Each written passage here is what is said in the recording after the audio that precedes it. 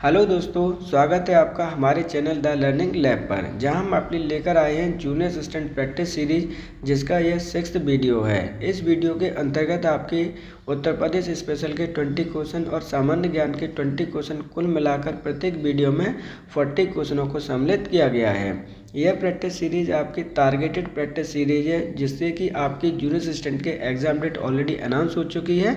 ज़्यादा से ज़्यादा आपके लिए हेल्पफुल और प्रैक्टिस हो सके। अगर आपको हमारा कंटेंट पसंद आता है तो वीडियो को लाइक, चैनल को सब्सक्राइब और बेल आइकन को प्रेस करना बिल्कुल मत भूलिएगा, जिससे कि आपको सही समय पर नोटिफिकेशन प्राप्त हो सके। आपके लिए इन्फॉर्मेशन है, वे स्टूडेंट जो आपके अक्टूबर के करंट अफेयर्स का वीडियो देखना चाहते हैं तो ऑलरेडी हमारे चैनल पर उपलब्ध है, आप उसे जाकर देख सकते हैं। आने वाली नेक्स्ट संडे को आपके Uttar Pradesh special current affairs जुलाई से लेकर 31 मार्च 2025 तक की अवेलेबल होगी। आप उसके लिए बेल आइकन को प्रेस कर लीजिए, जिससे कि समय पर आपको नोटिफिकेशन प्राप्त हो सके। तो चलिए देखते हैं आज का अपना पहला क्वेश्चन। विश्व स्वास्थ्य शिखर सम्मेलन 2025 का आयोजन किस शहर में किया गया? बर्लिन, लंदन, वाशिंगटन डीसी, नई दिल्ली या इनमें से कोई नहीं। तो देखिए, क्वेश्चन में डायरेक्टली आपसे पूछा गया है कि विश्व स्वास्थ्य शिखर सम्मेलन 2025 का आयोजन किस शहर में किया गया है। सही आंसर है ऑप्शन नंबर आपका 1, बर्लिन शहर में आपका इसका आयोजन किया गया है। अब बात करते हैं बर्लिन शहर की कि ये कहाँ पर स्थित है। तो आपका ये जर्मनी देश में आपका स्थित है, जो कि आपकी एक यूरोपियन कंट्री है। ये चीज़ भी आपको याद रखनी है। बात करते हैं इसके आयोजन की कि इसका आयोजन कब किया गया है। तो इसका आयोजन 12 से लेकर 14 अक्टूबर 2025 को आयोजन किया गया है। किसके द्वारा इसका आयोजन किया गया है, तो संस्थाओं के नाम भी आपको याद रखने हैं। तो इसका आयोजन WHS फाउंडेशन और WHO ने मिलकर इसका आयोजन 2025 में किया है। ये चीज़ भी आपको याद रखनी है। तो सही आंसर क्या होगा? ऑप्शन नंबर 1, बर्लिन शहर में इसका आयोजन किया गया है। हाल ही में भारत सरकार के द्वारा किसे मानसिक स्वास्थ्य राजदूत बनाया गया है? आलिया भट्ट, करीना कपूर, कैटरीना कैफ, विद्या बालन या इनमें से कोई नहीं। तो हाल ही में भारत सरकार के द्वारा किसे मानसिक स्वास्थ्य राजदूत नियुक्त किया गया है? सही आंसर है ऑप्शन नंबर आपका 2, इनमें से कोई नहीं। क्योंकि आपकी भारत सरकार के द्वारा दीपिका पादुकोण को बनाया गया है। अब इनका नामकरण करना आपके लिए कंपलसरी है। ध्यान रखिए, हो सकता है कि डायरेक्टली आपको क्वेश्चन में यही पूछ ले कि दीपिका पादुकोण को किसका ब्रांड एम्बेसडर घोषित किया गया है। बात करते हैं दीपिका पादुकोण कौन है। तो दीपिका पादुकोण आपकी एक बॉलीवुड एक्ट्रेस है। इस चीज़ को भी आपको याद रखना है। सही आंसर क्या होगा? तो ऑप्शन नंबर 5 होगा कि इनमें से कोई नहीं। मिसेस यूनिवर्स 2025 का खिताब जीतने वाली पहली भारतीय महिला कौन है? अंशुप्रिया, शहरी सिंह, वेदा कृष्णमूर्ति, सोना चक्रवर्ती या इनमें से कोई नहीं। तो देखिए, यहाँ पे डायरेक्टली क्वेश्चन पूछा गया कि मिसेस यूनिवर्स 2025 का खिताब जीतने वाली पहली भारतीय महिला कौन है, इसलिए ये क्वेश्चन आपका मोस्ट इम्पोर्टेंट हो जाता है। सही आंसर है ऑप्शन नंबर आपका 2, शहरी सिंह आपकी पहली मिसेस यूनिवर्स 2025 का खिताब जीतने वाली पहली भारतीय महिला बनी है। अब बात कर लेते हैं एक एक करके कि मिसेस यूनिवर्स 2025 का जो आयोजन है, ये ब्यूटी कॉन्टेस्ट है, ये कहाँ पर हुआ था। तो ये हुआ है आपके फिलीपींस में। तो ये चीज़ भी आपको लर्न रखनी है, ध्यान रखिएगा, क्योंकि क्वेश्चन आयोजन से भी डायरेक्टली पूछ लिए जाते हैं। फिलीपींस की राजधानी क्या है? तो वो मनीला है। बात करते हैं मिसेस यूनिवर्स के अंतर्गत कितनी एज की महिलाएं पार्टिसिपेट करती हैं। तो एज लिमिट है आपकी 18 से लेकर 55 ईयर की महिलाएं इसके अंतर्गत पार्टिसिपेट करती हैं। ध्यान रखिएगा, मिसेस यूनिवर्स का खिताब है तो इसमें जो वे महिलाएं होती हैं जिनकी शादी हो चुकी होती है। बात करते हैं 2024 में ये खिताब किसके द्वारा जीता गया था, क्योंकि हो सकता है कि आपका 2024 का खिताब पूछ ले, तो आपको इनको भी आपको लर्न रखना है। नाटिला,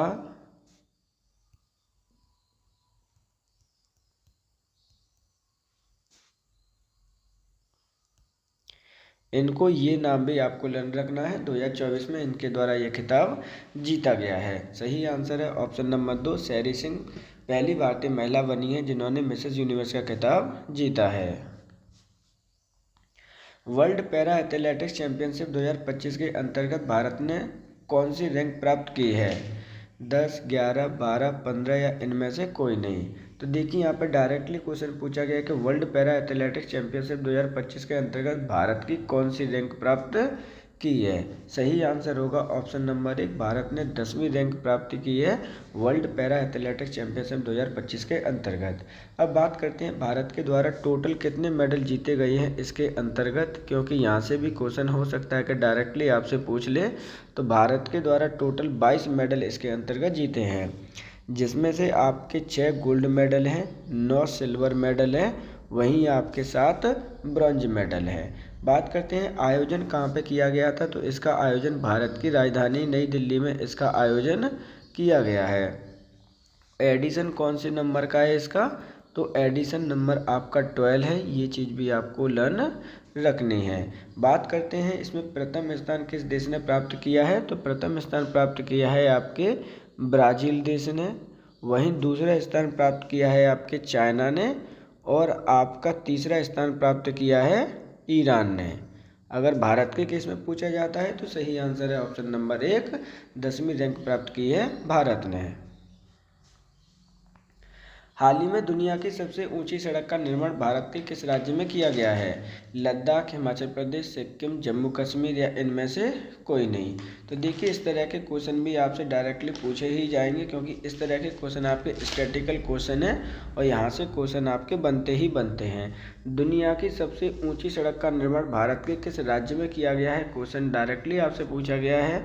सही आंसर है ऑप्शन नंबर आपका 1, लद्दाख राज्य में आपका निर्माण किया गया है दुनिया की सबसे ऊंची सड़क का। अब बात करते हैं सर इसकी सड़क कितनी ऊंची बनी है जो दुनिया की सबसे ऊंची है, तो इसको बनाया गया है आपके 19,400 फीट ऊंची सड़क आपकी ये बनी है। अब ये किसके द्वारा बनाई गई है, तो ध्यान रखिएगा ये BRO के द्वारा बनाई गई है, बॉर्डर रिकंस्ट्रक्शन ऑर्गेनाइजेशन के द्वारा ये बनाई गई है। सही आंसर क्या है ऑप्शन नंबर 1, लद्दाख। भारत के किस राज्य में पहले चीता सफारी की शुरुआत की गई है। मध्य प्रदेश, उत्तराखंड, कर्नाटक, तमिलनाडु या इनमें से कोई नहीं। तो भारत के किस राज्य में पहले चीता सफारी की शुरुआत की गई है। सही आंसर है ऑप्शन नंबर आपका 1, मध्य प्रदेश राज्य में इसकी शुरुआत की गई है।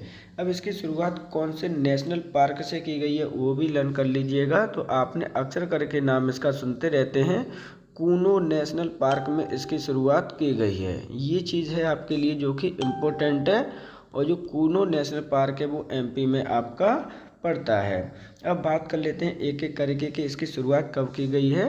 तो 10 अक्टूबर को इसकी शुरुआत की गई है। ध्यान रखिएगा MP सरकार के द्वारा इसकी शुरुआत की गई है 10 अक्टूबर 2025 को। अब बात करते हैं कि ये कूनो नेशनल पार्क आपका कहाँ पर स्थित है। तो ये आपका शिवपुर में स्थित है, जो कि एक ज़िला है आपके MP का। इस प्रकार सही आंसर क्या होगा ऑप्शन नंबर 1, मध्य प्रदेश राज्य सरकार के द्वारा पहले चीता सफारी की शुरुआत की गई है। हाल ही में वीरेंद्र वत्स को किस संस्था का महानिदेशक बनाया गया है। NCC, SBI, RBI, ICC या इनमें से कोई नहीं। तो देखिए हाल ही में वीरेंद्र वत्स को किसका महानिदेशक बनाया गया है। सही आंसर है ऑप्शन नंबर 1, हाल ही में इन्हें NCC का महानिदेशक बनाया गया है। अब बात करते हैं कि NCC की स्थापना कब हुई है। तो NCC की स्थापना आपकी हुई है 1948 ईस्वी को। ये डेट लर्न करना आपके लिए कंपलसरी है। हेडक्वार्टर NCC का कहाँ पर स्थित है। तो ये NCC का हेडक्वार्टर है आपकी भारत की राजधानी नई दिल्ली में इसका हेडक्वार्टर है।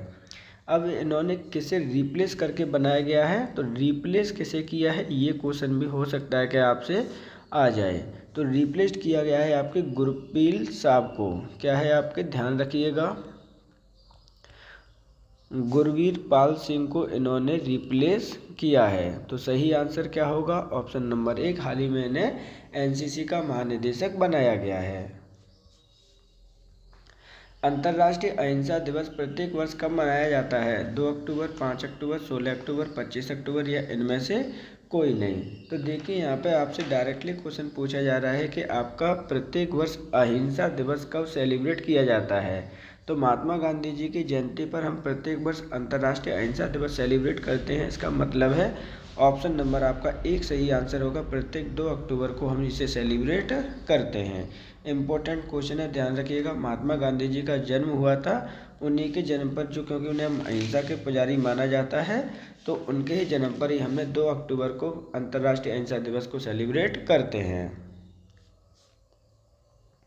निम्नलिखित में से खड़ी बोली का प्रथम महाकाव्य कौन सा है? साकेत, कामायनी, प्रियप्रवास, लोकायतन या इनमें से कोई नहीं। तो देखिए खड़ी बोली का क्या पूछा गया, प्रथम महाकाव्य कौन सा है, डायरेक्टली क्वेश्चन आपसे पूछा गया है। सही आंसर है ऑप्शन नंबर आपका 3, प्रियप्रवास आपका प्रथम खड़ी बोली का महाकाव्य है। अब जो प्रिय प्रवास है वो किसके द्वारा लिखी गई है, ये क्वेश्चन भी आपका कई बार आ चुका है, तो ध्यान रखिएगा। अयोध्या सिंह उपाध्याय हरिऔध के द्वारा इसे लिखा गया है। ये चीज़ आपको लर्न रहनी चाहिए, अयोध्या सिंह उपाध्याय हरिऔध। अब यहाँ पे जो हरिऔध इनका नाम है तो वो सरनेम में हो सकता है कि डायरेक्टली इसी नाम से आपसे ये क्वेश्चन भी पूछ लिया जाए।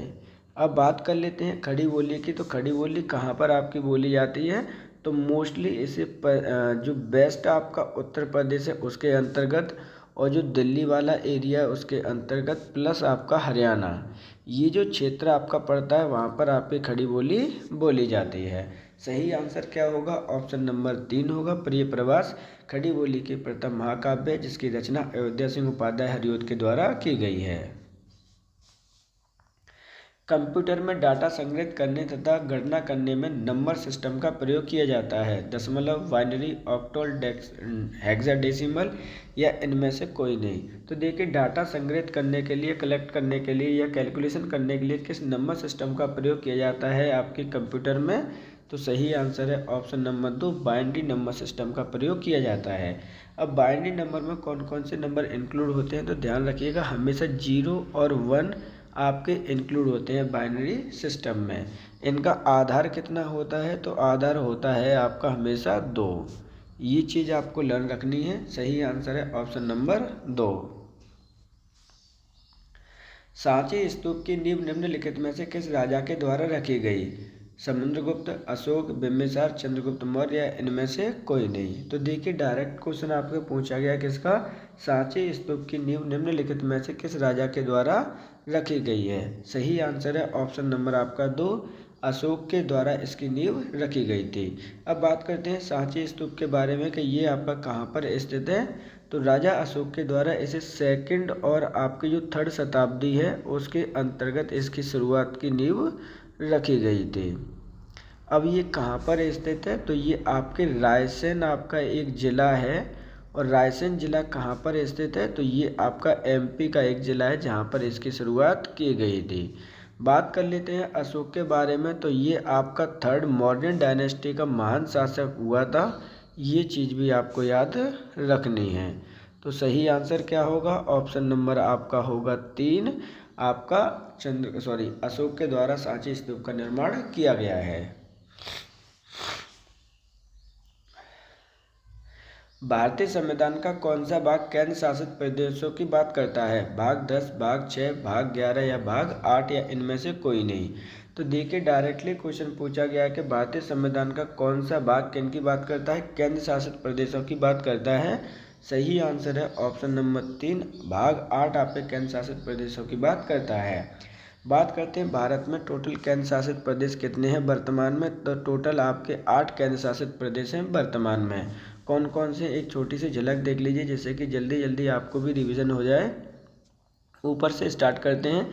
तो नंबर आपका 1 है लद्दाख, दूसरा है आपका जम्मू एंड कश्मीर, तीसरा है आपका दिल्ली, चौथा है आपका चंडीगढ़, पांचवा है आपका दमन एंड दीव, छठवां है आपका लक्षद्वीप, और सातवां है आपका अंडमान एंड निकोबार आइलैंड। ये को भी आपको याद रखना है, ध्यान रखिएगा। और आठवां है आपका पुडुचेरी। ध्यान रखना है, इम्पोर्टेंट क्वेश्चन है कि हो सकता है डायरेक्टली कभी कभी आपसे डायरेक्टली क्वेश्चन पूछ भी ले कि कौन सा इनमें से केंद्र शासित प्रदेश नहीं है और कौन सा केंद्र शासित प्रदेश है। तो सही आंसर क्या होगा, ऑप्शन नंबर 4 होगा। भाग नंबर 8 में केंद्र शासित प्रदेशों का वर्णन किया गया है। भारत के संविधान की व्याख्या करने की शक्ति किसके पास है? भारत के राष्ट्रपति, प्रधानमंत्री, संसद, सर्वोच्च न्यायालय या इनमें से कोई नहीं। तो देखिए, जब कभी भी संविधान की व्याख्या करने की बात आती है तो उसकी शक्ति किसके पास है? सही आंसर है ऑप्शन नंबर 4, सर्वोच्च न्यायालय के पास है। बात करते हैं भारत के सर्वोच्च न्यायालय की स्थापना कब हुई थी। तो सर्वोच्च न्यायालय की स्थापना आपके 1950 ईस्वी में हुई थी। भारत का सर्वोच्च न्यायालय कहाँ पर स्थित है? तो ये आपका न्यू दिल्ली में आपका स्थित है। ध्यान रखिएगा, इनके जो आपके मुख्य न्यायाधीश हैं, यानी जो चीफ जस्टिस ऑफ सीजेआई जिसे हम कहते हैं, चीफ जस्टिस ऑफ इंडिया हैं, वो कौन से बनने वाले हैं? 53वें बनने वाले हैं। ध्यान रखना है इस चीज़ का। सूर्यकांत, क्या है? सूर्यकांत शर्मा आपके बनने वाले हैं। ये चीज़ भी आपको लर्न करनी है। इनका कार्यकाल आपके 24 नवंबर को प्रारंभ होगा। सही आंसर क्या है यहाँ पे? तो ऑप्शन नंबर 4 होगा। सर्वोच्च न्यायालय की व्याख्या करने का अधिकार है संविधान का। निम्नलिखित में से कौन सी पर्वत श्रृंखला भारत में सबसे प्राणी है? देखिए, यहाँ पे प्राणी नहीं है, प्राचीन है। क्या शब्द है आपका? सबसे प्राचीन कौन सी है? तो सही आंसर क्या होगा? ऑप्शन नंबर सतपुड़ा और विंध्य पर्वतमाला, पश्चिमी घाट, पूर्वांचल या अरावली पर्वतमाला। तो सबसे पुरानी पर्वत श्रृंखला पूछी है भारत की नहीं, दुनिया की अगर हम बात करते हैं तो वो भी सही आंसर होगा ऑप्शन नंबर 4, अरावली पर्वतमाला। अब बात करते हैं अरावली पर्वतमाला कहाँ से कहाँ तक विस्तृत है। तो ये मान के चलना कि जैसे यहाँ पर ये गुजरात से स्टार्ट होती है, गुजरात और राजस्थान, एमपी, यहाँ पर आपका राजस्थान आ जाता है। तो यहाँ से होते हुए राजस्थान और एमपी की सीमा बनाती है। उसके बाद में आपका हरियाणा आ जाता है यहाँ पर, और इधर आपका दिल्ली है। तो ये इतने राज्यों में होकर आपकी फैली हुई है, ये चीज़ आपको याद रखनी है। सही आंसर क्या होगा? ऑप्शन नंबर 4, अरावली पर्वतमाला। निम्नलिखित में से कौन सिंधु नदी की एक सहायक नदी है? जास्कर, यमुना, सोन, चंबल या इनमें से कोई नहीं। तो देखिए, यहाँ पर डायरेक्टली क्वेश्चन क्या पूछा गया है? निम्नलिखित में से कौन सी नदी सिंधु सहायक नदी है आपकी? तो सही आंसर होगा ऑप्शन नंबर 1, जास्कर नदी है वो सिंधु की सहायक नदी है। अदर ऑप्शन की बात कर लेते हैं। तो यमुना किस नदी की सहायक नदी है? तो ये आपकी गंगा की सहायक नदी है। उसी में आपकी सोन किसकी सहायक नदी है? तो ये भी आपकी गंगा नदी की सहायक है। और अगर हम बात करते हैं चंबल की, तो चंबल आपकी यमुना नदी की सहायक है। सही आंसर क्या होगा? ऑप्शन नंबर 1, जास्कर सिंधु नदी की सहायक नदी है। आलू में स्टार्च के साथ अभिक्रिया करने के बाद नीले रंग में परिवर्तित हो जाता है। ब्रोमीन, फ्लोरीन, आयोडीन, क्लोरीन या इनमें से कोई नहीं। तो देखिए, ये आपका एक केमिकल टेस्ट है जिसमें हमें पता करना होता है कि आलू में स्टार्च है या नहीं है। तो आलू में स्टार्च करने के लिए कौन सा, यानी अभिक्रिया के साथ में नीला रंग प्रदान आपको मिलता है, जिससे ये आइडेंटिफाई हो जाता है कि इसमें स्टार्च है। तो सही आंसर है ऑप्शन नंबर आपका 3, आयोडीन। आयोडीन के साथ में क्रिया करने से आलू में जो स्टार्च होता है उसकी उपस्थिति के कारण उसका रंग कैसा हो जाता है? नीला हो जाता है। सही आंसर है ऑप्शन नंबर 3। राष्ट्रीय आय की गणना किस विधि को औद्योगिक उत्पत्ति के नाम से भी जाना जाता है? आय विधि, मूल्यवर्धित विधि, मौद्रिक उपाय विधि या फिर व्यय विधि या इनमें से कोई नहीं।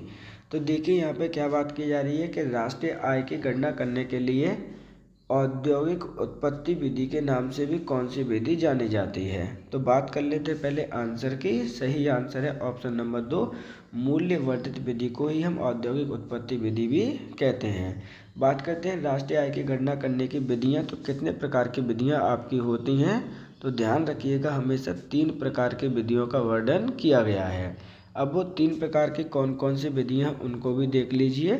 तो नंबर 1 है आपकी आय विधि, दूसरी है आपकी एक्सपेंडिचर यानी व्यय विधि, तीसरी है आपकी मूल्यवर्धित विधि। ये 3 विधियां होती हैं जिनसे हम आपके क्या करते हैं? राष्ट्रीय आय की गणना करते हैं। तो इसी को हम औद्योगिक उत्पत्ति विधि के नाम से भी जानते हैं। सही आंसर है ऑप्शन नंबर 2। भारत में मौद्रिक नीति समिति की अध्यक्षता कौन करता है? केंद्रीय वित्त मंत्री, भारत के नियंत्रक एवं महालेखा परीक्षक, भारतीय रिजर्व बैंक के डिप्टी गवर्नर या इनमें से कोई नहीं। तो देखिए, डायरेक्टली आपसे क्वेश्चन क्या पूछा गया है? क्वेश्चन पूछा गया कि मौद्रिक जो नीति की आपकी समिति होती है उसकी अध्यक्षता कौन करता है। सही आंसर है ऑप्शन नंबर आपका 4, इनमें से कोई नहीं। क्योंकि मौद्रिक नीति की अध्यक्षता करने वाला कौन होता है, वो आपका गवर्नर होता है। और कौन सा गवर्नर होता है ये चीज़ भी आपको याद रहनी चाहिए। तो वो गवर्नर होता है आपके RBI का। यहाँ पर ये चीज़ आपकी इम्पोर्टेंट है, ध्यान रखिएगा। सही आंसर क्या होगा, ऑप्शन नंबर 4, इनमें से कोई नहीं। फुटबॉल विश्व कप 2027 का आयोजन किस देश में किया जाएगा। भारत, सऊदी अरब, बांग्लादेश, जापान या इनमें से कोई नहीं। तो देखिए फुटबॉल विश्व कप 2027 का आयोजन किस देश में किया जाना है, ये क्वेश्चन आपसे पूछा गया है।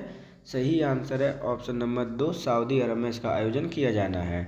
सऊदी अरब में पहली बार इसका आयोजन किया जाएगा, ये चीज़ भी आपको याद रखनी है। बात करते हैं विश्व कप 2022 के बारे में। फुटबॉल का जो वर्ल्ड कप हुआ था उसके बारे में कि उसका आयोजन कहाँ पे किया गया था। तो फुटबॉल वर्ल्ड कप 2022 का आयोजन किया गया था आपके कतर में। ये चीज़ भी आपको याद रखनी है, क्योंकि हो सकता है कि डायरेक्टली क्वेश्चन पूछकर आपसे कंफ्यूज कर दे कि कौन से साल में कहाँ पर आयोजन किया गया था। सही आंसर है ऑप्शन नंबर 2, सऊदी अरब।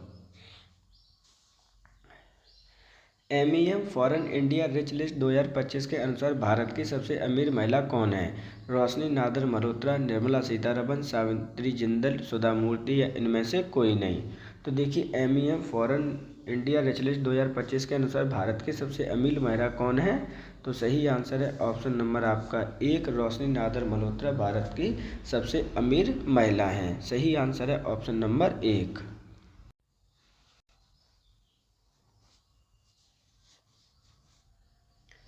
7 सितंबर 2024 को उपराष्ट्रपति जगदीप धनखड़ के द्वारा उत्तर प्रदेश के किस जिले में सैनिक स्कूल का उद्घाटन किया गया।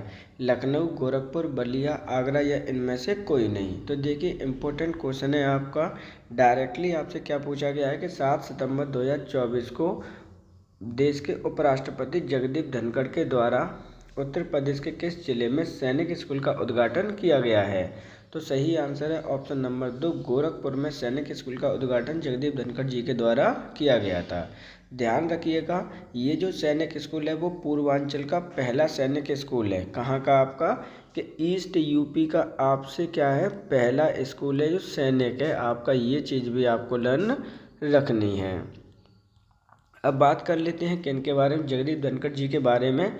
तो ये उपराष्ट्रपति थे उस समय, हाल ही में इन्होंने क्या कर दिया था, रिजाइन दे दिया है 2025 में। ये चीज़ भी आपको याद रखनी है। वर्तमान में आपके उपराष्ट्रपति कौन है, तो वर्तमान में आपके CP राधाकृष्णन आपके क्या हैं, उपराष्ट्रपति हैं। ये चीज़ भी आपको लर्न रहनी चाहिए। तो सही आंसर होगा ऑप्शन नंबर आपका 2, गोरखपुर। फरवरी 2025 में उत्तर प्रदेश के किस जिले में काशी तमिल संगम 3.0 का आयोजन किया गया। वाराणसी, लखनऊ, अयोध्या, आगरा या इनमें से कोई नहीं। तो देखिए यहाँ पे बात की जा रही है फरवरी 2025 के अंतर्गत किस जिले में आपका काशी तमिल संगमम का आयोजन किया गया था। सही आंसर है ऑप्शन नंबर आपका 1, वाराणसी शहर में इसका आयोजन किया गया था। अब इसका आयोजन जो किया गया उसका उद्देश्य क्या है, तो ध्यान रखिएगा इसका जो उद्देश्य है शिक्षा मंत्रालय के द्वारा आयोजन किया जाता है। तो यहाँ पर जो आपके साउथ और नॉर्थ इंडिया है उसकी जो संस्कृति है उसको बढ़ावा देना है। ये चीज़ आपको याद रखनी है, एकता में प्रोना है।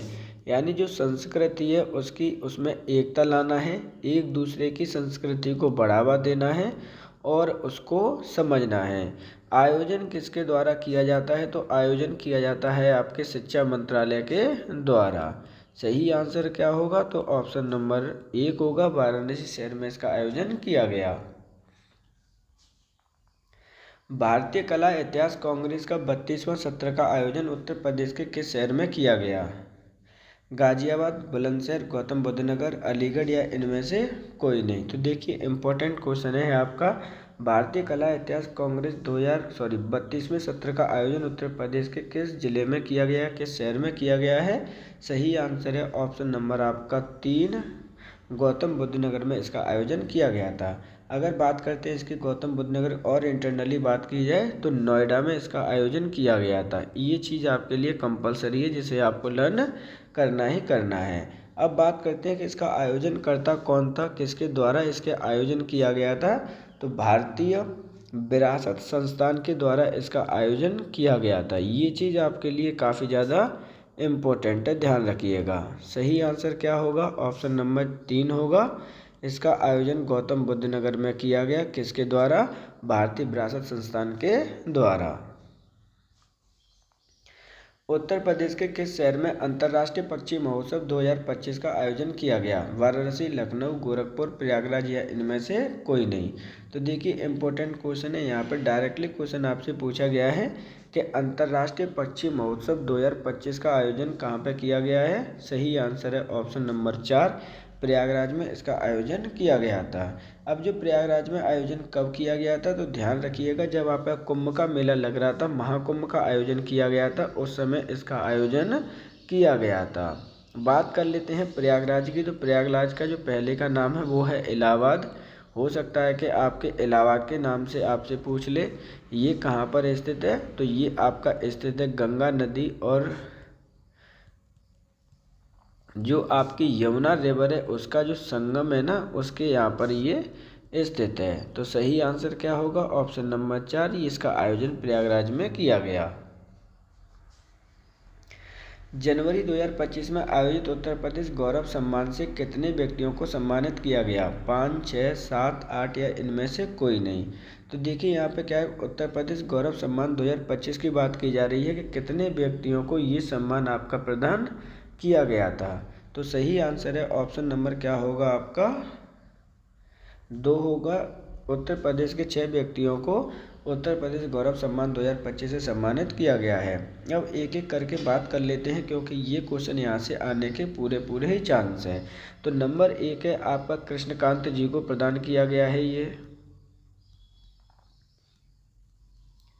अब कृष्णकांत कहाँ से आपके बिलोंग करते हैं, ये क्वेश्चन भी आ सकता है। तो वो करते हैं बिलोंग आपके वाराणसी से।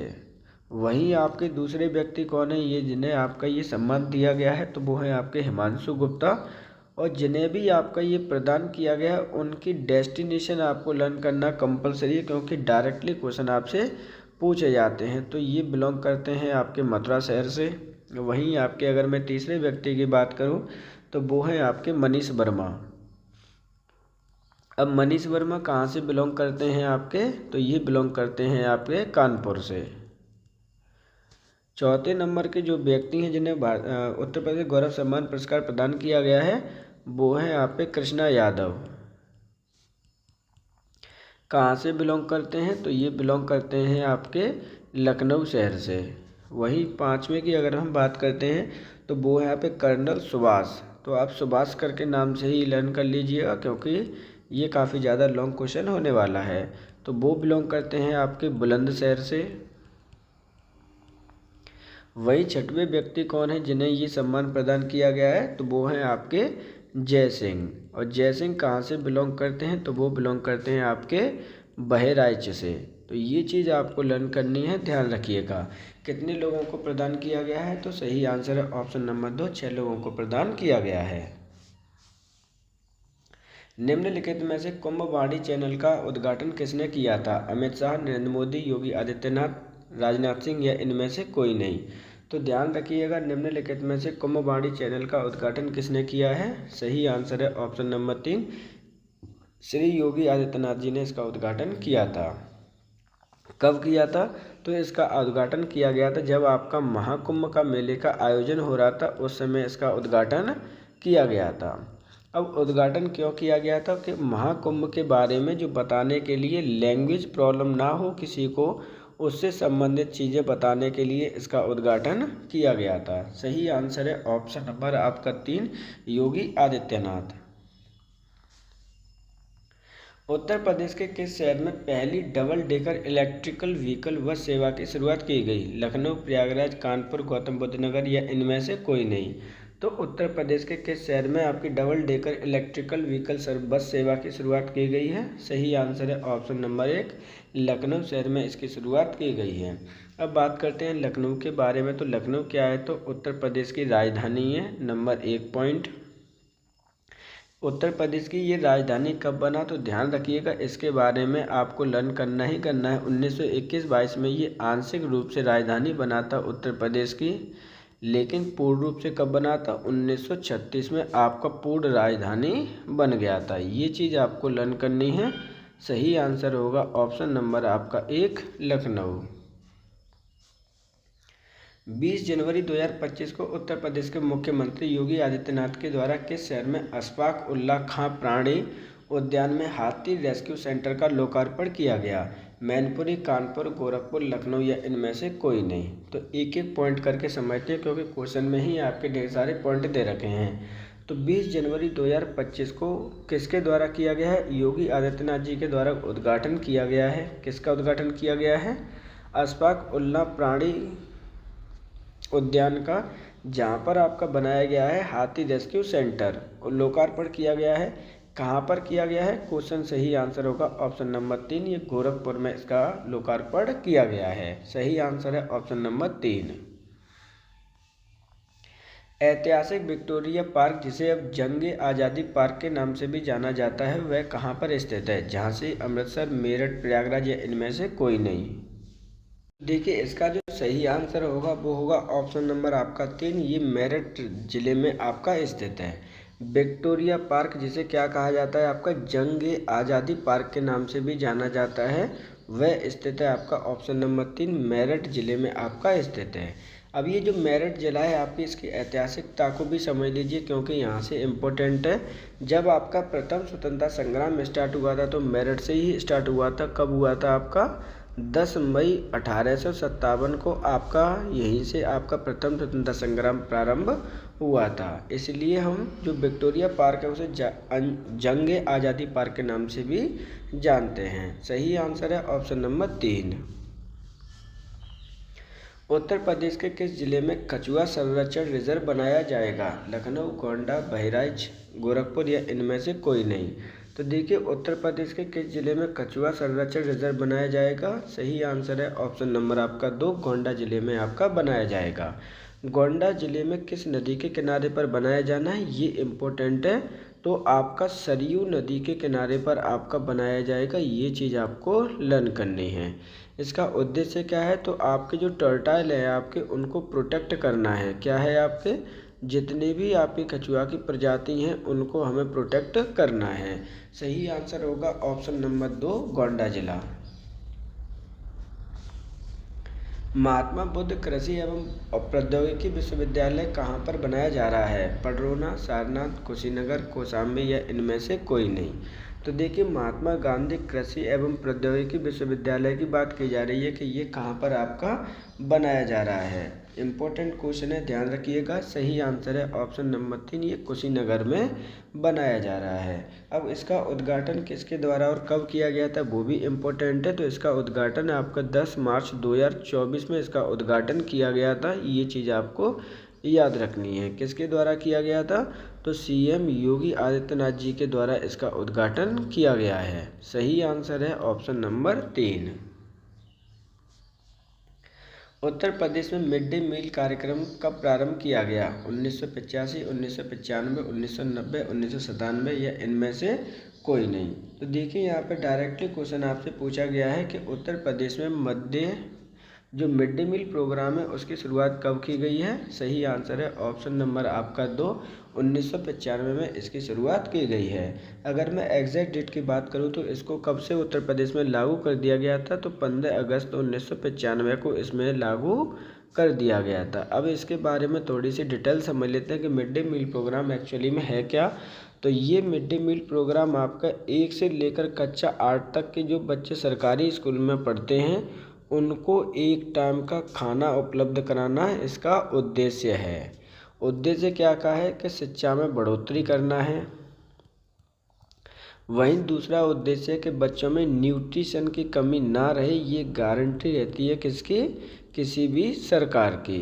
तो ये चीज़ भी आपको याद रखनी है कि न्यूट्रिशन को बढ़ाना है। सही आंसर क्या होगा? ऑप्शन नंबर 2 होगा। 1995 में उत्तर प्रदेश में इसकी शुरुआत की गई है।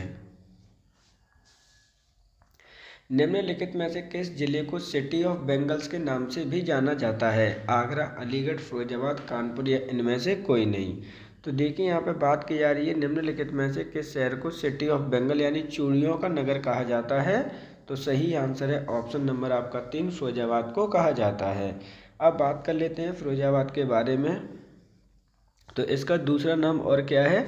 इसे हम सुहाग नगरी के नाम से भी जानते हैं। ये चीज़ भी आपको लर्न करनी है, इम्पोर्टेंट है, ध्यान रखिएगा।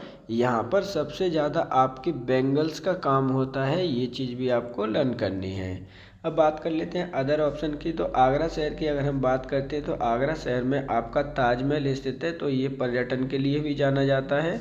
अगर हम बात करते हैं यहाँ की मिठाइयों के बारे में, तो यहाँ पर ये पंछी पेटा के नाम से भी इसे यानी बहुत ज़्यादा फेमस है यहाँ पर, ये चीज़ आपको लर्न करनी है।